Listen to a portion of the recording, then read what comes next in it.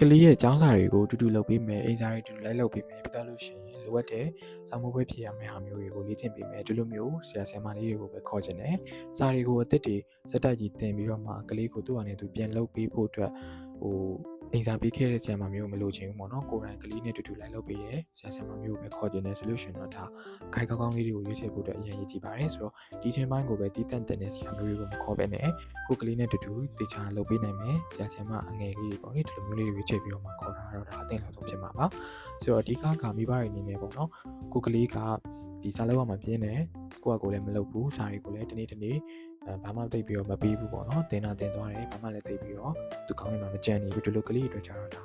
အဲ့လိုမျိုးခိုင်းနေတယ်တေချာလုံးမှာပဲထိရောက်မှာပေါ့နော်နောက်မဆိုဆရာကြီးကတင်တော့တင်သွားတဲ့အတိုင်းပဲကလေးမှမကြံဘူးဘာမှလည်းသိပြီးတော့ဆောင်းဝဲဖြေဖို့အတွက်လည်း ready ဖြစ်နေလို့ဆိုလို့ရှိရင်ဒါကလေးတွေများစွာခက်ခဲနိုင်တယ်ပေါ့နော်ဒါမှမဟုတ်ဒီလိုမျိုးအခက်အခဲရှိတဲ့မိဘတွေကလေးတွေအတွက်ဆိုလို့ရှိရင်ဆရာဆရာမတွေခိုင်းလေးခေါ်ကျင်တယ်ဆိုလို့ရှိရင်လည်းတခိုင်းမြန်မာမှာလာရောက်ပြီးတော့မှဆက်သွယ်မိလို့ရပါတယ်